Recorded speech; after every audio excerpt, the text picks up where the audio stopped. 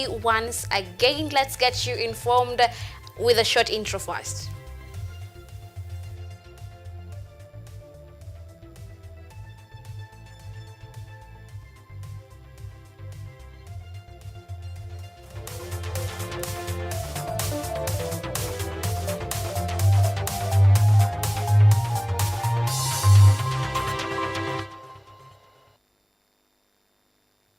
This is KUTV Primetime News with Yvonne Kemuma.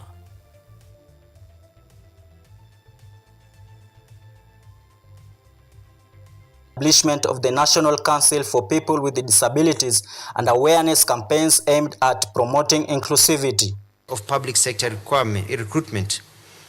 And the following measures have been undertaken. 1, the ministry has formally engaged the Public Service Commission to issue circulars requiring all ministries, departments, and agencies to submit disaggregated employment data, specifically indicating the number of persons with disabilities that are employed. On the other hand, his counterpart of the Ministry of Cooperative and Micro, Small and Medium Enterprises, Wycliffe Oparanya, faced scrutiny over his leadership of the Ministry of Cooperatives and MSMEs. Senators questioned his ministry's effectiveness, especially regarding financial literacy and the ongoing Hustler Fund initiative.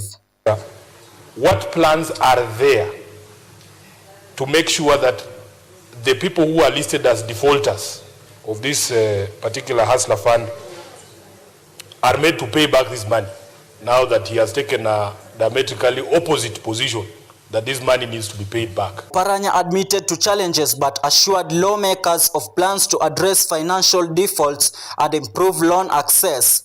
He emphasized the need for financial literacy among Kenyans to ensure optimal use of available resources.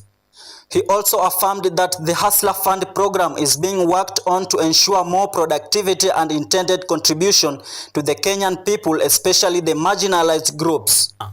The Financial Inclusion Fund, popularly known as the Hustler Fund, offers accessible and affordable credit to all Kenyans, including women entrepreneurs, through personal loans, group loans, and bridging loans products.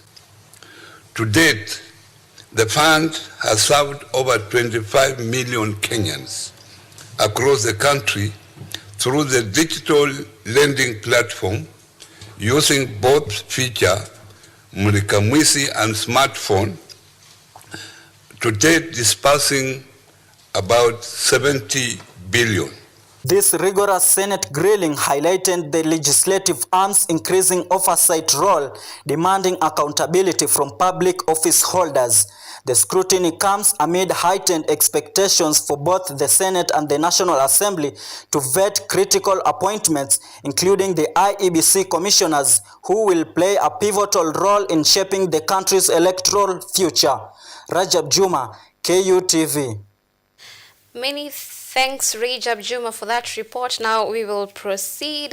Deputy President Kithure Kindiki has reaffirmed the pivotal role of agricultural value chains in Kenya's socio-economic transformation, stability and development. Kithure highlighted significant progress in key sectors such as coffee, tea, sugarcane and maize, which aim to boost farmer income, increase productivity and drive industrialization.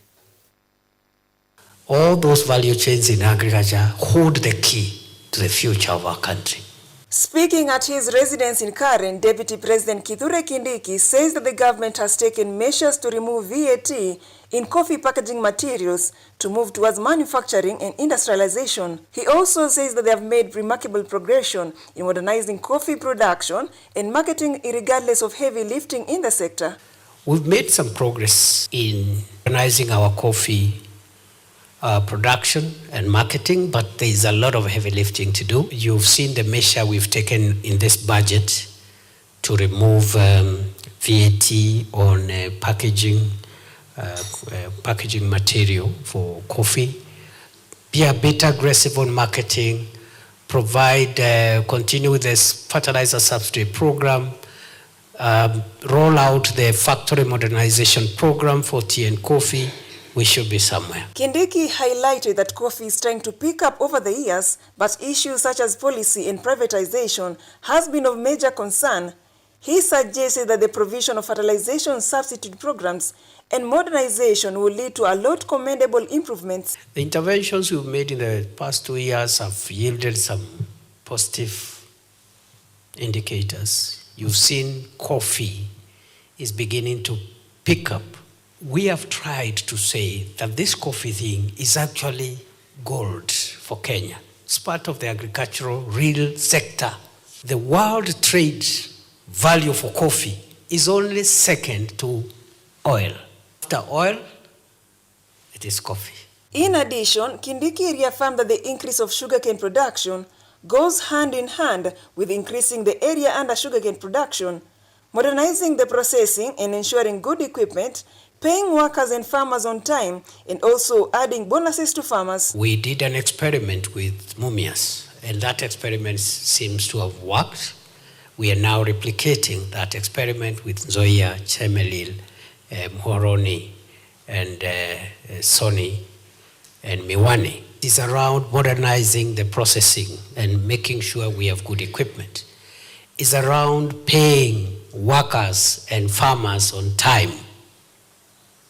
It is also about introducing bonus as an incentive to sugarcane farmers. Kindiki linked the poor prices of Mwea rice to high deficit despite the availability for residents. Nevertheless, Kindiki emphasized the ministry's authority to import yellow maize for animal feeds instead of white maize to avoid pressure on the value chain. Now, Interior Cabinet Secretary Kipchumba Murkomen led a security operation in Marsabit County as he's part of the Jukwaa la Usalama program, a move aimed at enhancing security in all counties. The Murkomen-led operation that has succeeded in curbing criminal activities, including curbing of illegal mining, drugs and human trafficking, led to the confiscation of more than 200 firearms and the arrest of over 300 suspects, many of whom have since been charged.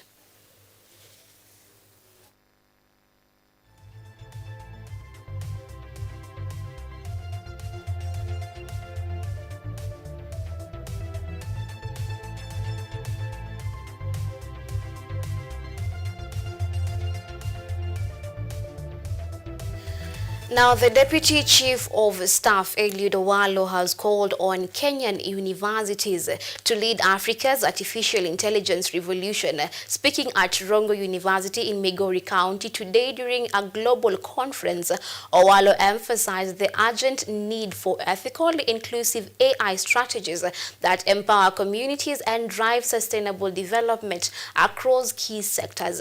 The two-day event brought together stakeholders such as scholars, policymakers and tech experts to explore AI's role in agriculture, health, education and finance. Owalo praised Rongo University's progress, citing his earlier donation of 100 computers. Owalo reaffirmed the government's commitment to enabling this vision through initiatives such as the Kenya National Digital Master Plan 2022 to 2032.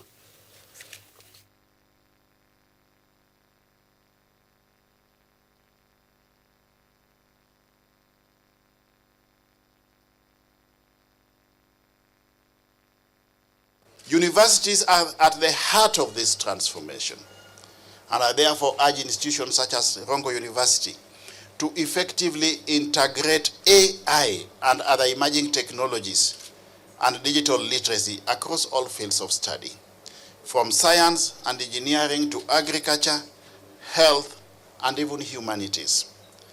I encourage you to promote interdisciplinary research that addresses real-world challenges, especially those affecting our rural communities. Now we are due for our first commercial break and then we'll be back with more stories, so see you on the other end.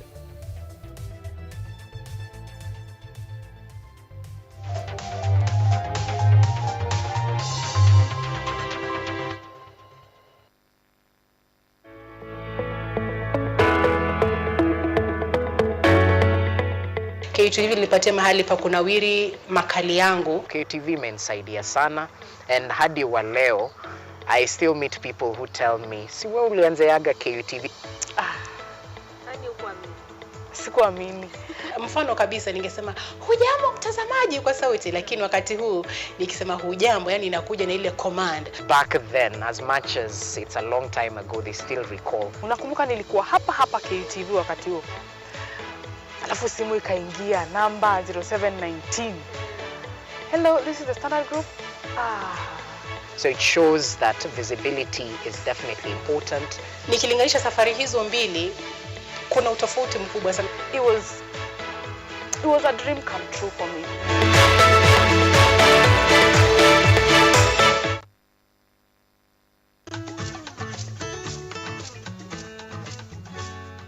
Hi, my name is Stella Tioi. Jina langu naitwa Kemuma James. This is Mandela Gaya. Ugonjwa ulipokuja ulichukua siku 3 ukaniweka in coma. 20 wamezikwa, 2 ndio wako hai. I don't even know how it feels to see. I feel like I cannot express myself well the way somebody who can walk can actually express themselves. Ilichukua muda mwingi mrefu tena mpana ili kuikubali kwamba mimi siwezi tembea tena. I've come to actually accept myself. Ukijaribu kumsimamisha mtu umwambie tafadhali nionyeshe njia, They find it quite strange talking to you. We should just make schools integrated, Inclusive setups. by providing the right facilities.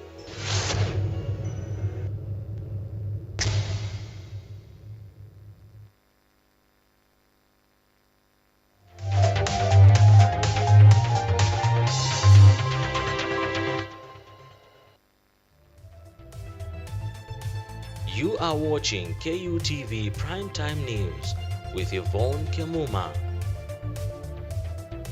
On the sign language interpretation, we have Eugene Wafula. Many thanks for your continued viewership. Now let's continue. Airbnb owners in Mombasa County have been directed to register all guests staying in their properties. The directive was issued by Mombasa County Commissioner Mohamed Nur during a meeting organized by the President's Task Force on Gender-Based Violence. The gathering aimed to address rising cases of femicide and gender-based violence in the region. The alarming increase in gender-based violence cases in Mombasa has prompted local leaders, including Mombasa Women Representative Zamzam Mohamed and County Commissioner Mohamed Nur, and the President's Task Force on Sexual Violence to take decisive measures. Alama mahospitali tuweze kuzungumza na kujitokeza kesi hizi. Changamoto moja tumeona ni ya kwamba kesi ambazo zimejitokeleza nje ni nyingi zaidi kushinda zile ambazo zinaripotiwa. Mohamed Nur highlighted the need for Airbnb owners to maintain proper guest records to curb rising femicide cases linked to rental properties. Mambo ya BNB na nini, tumeambiwa strictly watu BNB waweze kuregister anybody who comes to their BNB. Wasikubali tu kupatiana room bila kujua ni nani. Ndio kama kuna msichana mdogo hajafika ile umri wanaweza kutoa alert. Wana alert the area chief na wale wengine.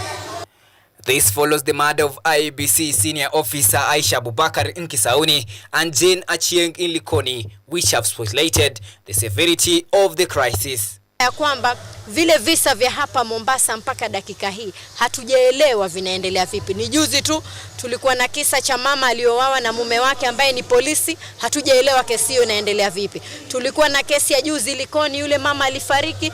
Bombolulu kuna dada zetu pia waliwawa. Yani hizi kesi zinaenda polepole sana. The leaders called on parents to guide their children, particularly young women, against falling prey to online predators. Women were also urged to exercise caution when interacting with people they meet on social media. Mimi nataka kuambia hasa kina mama, tuongee na tuseme na watoto wetu wa kike. Watoto wetu wengi wa kike ndio ambao tunapata wamekufa kule BNBs, tusijui ANBs wamekufa kule, wengi wanachukuliwa wanadanganywa na watu wakiwadanganya wapenzi. Ongeeni na watoto wetu wa kike sana, waweze kuwa na kujiheshimu na kukaa katika sehemu ambazo ni sawa. Asikubali tu kutolewa na mtu ambaye hamjui, especially strangers ambao wanakutana nao tu kwa mitandao. Hao ndio wengi. Tumepata cases za wasichana wetu kuuliwa, wengine walitupwa katika ile kwere ya Nairobi. As of 2023, Mombasa County statistics revealed that a total of 5,350 registered cases of physical and emotional violence and 866 cases of sexual violence were recorded, with many more going unreported due to stigma and societal pressure. The Mombasa GBV Support Center has since supported survivors, 88% of whom are women and girls. Blue Smile Hassan, KUTV. Now, more than 1,000 residents of Makueni, Mtwapa County are now demanding the Ministry of Land to halt the issuance of title deeds for a disputed 57-acre land parcel. The residents have claimed that the list of beneficiaries included only non-residents and outsiders, leaving out genuine squatters who lived on the land for decades. The squatter community in Maweni, Mtwapa, Kilifi County, which successfully reclaimed 57 acres of land from a private developer in 2007, is now facing fresh turmoil as land title effort proceed. Civil society group has voiced concern over alleged corruption and misuse of power by both local government official and the community land committee.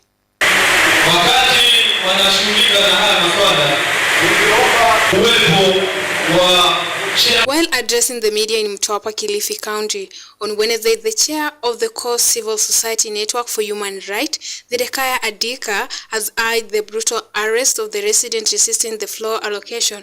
Adika has eyed the court to review the false charges against community members. Of them were arrested by Mtwapa police station, by people from Mtwapa police station. And if you look critically to those charges, some people are even charged for offenses that allegedly happened while they were in prison. And so they are trumped-up charges, and we want to call first on the Office of Director of Public Prosecution. Any criminal offense that comes from Maweni must be looked at critically. You must come down and get your facts right. This matter of land cannot be used to punish a whole generation and a whole set of youth in an entire location. The communities in Maweni, the actual community in Maweni, is the Kenyan person who is poor. And this land is being given to them by government. It cannot be true, or we cannot allow a situation where government officers within Kilifi County are going to take land that belongs to the poor. That is a no-no for us as civil society. We will follow up this matter. We will name and shame you. The best that you should do is to remove your name from that list and go away. On the other hand, Felicitas Kioka, a local resident of Maweni, has alleged that the community members award themselves multiple plots, with some owning over 50 plots of land. The list you are given by the committee yenye ilishirikiana na ofisi zenu kupatia wana Maweni shamba, the list you are given was not the genuine list of the Maweni squatters. What they did, the committee itself walijialokitia shamba ya Maweni. Unapata committee member moja akona plot zaidi ya 50, lakini majina yenye ameandika ni majina ya marafiki zake, familia yake, na watu wengi walipewa plot za Maweni hata hawajui Maweni iko wapi. On her part, Mwanamvua Salim, one of the squatters from Maweni, has vowed not to rest until justice is served and the rightful owners are recognized. Na title kama zinakuja na hao watu hatujaonyeshwa list, hatujapata allotment letters, na hatujapewa namba yoyote ya kuonyesha kwamba sisi tutaweza kupata haki ya hii shamba. Kila mtu atajua mahali pake ni gani. Sasa hii kitu itakuwa vipi? The conflict has underscored deeper issues surrounding Kenya's land reform and failure to ensure fair distribution, especially in historic squatters area. Residents are now calling on the National Land Commission to interview and for the rogue official to be held accountable. Rail Makona, KUTV. Human rights activists have stepped out urging the government to implement law enforcement agencies focused on addressing the rising drug and substance abuse, while also collaborating with organizations working to combat gender-based violence in local communities. This stems from the increasing cases of drug abuse in Embu County, which has emerged as a major driver of domestic violence. Public forum at Embu Talent Academy, participants from Akima, Bere South have expressed concerns about the rising case of drug and substance abuse, stating that the drugs such as marijuana, bang and other substances have largely contributed to the increase in domestic violence. Kila Mkenya anajua vizuri kwamba mambo ya uwaji sana wanawake hivi karibuni yamekuwa mbaya. Umesikia msichana hata wa university, mtoto amesoma mpaka na shida na anaenda unakuta tu amekufa. The County Commissioner for Embu, Jacobor, also point out that the increased use of drugs have posed a major effect, particularly among men, thus provoking violence in their homes. At the root cause, hii ni maneno ya drug and substance abuse. Watu wameongea sana na sana ina affect our male population. Wamama wale wameongea hapa wanauliza, we want our men back. What happened to our men? Our men have been consumed by alcohol. Human rights activist Mary Makau, while giving her insights, cited lack of trust, poor communication and ineffective conflict resolution in marriages and relationships as contributing factor to the rising case of GBV. Ni kutoelewana kwa familia, na kama hatutaweza kuelewanwa bado vita zitaendelea. Ingine sana kwa wanalika tunaona kama hata ukisikia kwa redio kwa kila kitu nasikia tu ni kama kuna kukosa kuelewanwa wakati wa watu wako kwa urafiki. Further data shared by the National Femicide Committee led by Anthony Nzuki, the chair of the committee, revealed a national rise in femicide cases.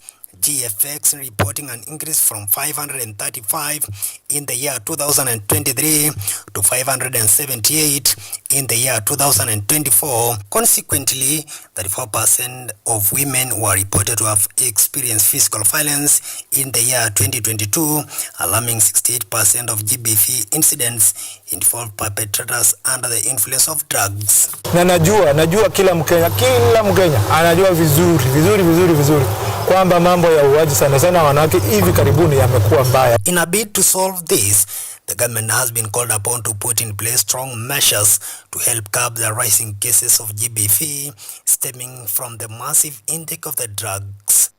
Na sana tukifuatilia ni wale ambao wamefanya kitendo, wengine hata hawajielewi. Edward Sakwa, KUTV, Embu County.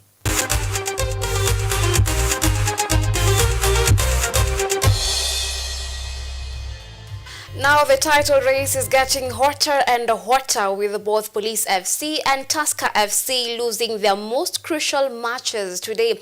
Kakamega Homeboys welcomed the 12th time FKF Premier League champion in Kakamega Stadium, where Kakamega Homeboys walked away with a 2-1 victory. Second place Tusker FC suffered a 2-0 loss at the Talanta Sports City Stadium. Emmanuel Osoro of Talanta FC opened the scoring during the 10th minute through a penalty before doubling on the 95th minute. Meanwhile, Ulinzi Stars shared a point each with Posta Rangers after a 1-1 draw. Shabana FC came back to their winning ways with a 2-1 victory against Bidco United. Mara Sugar and Bandari FC with a goalless draw at the Awendo Green Stadium in Migori County.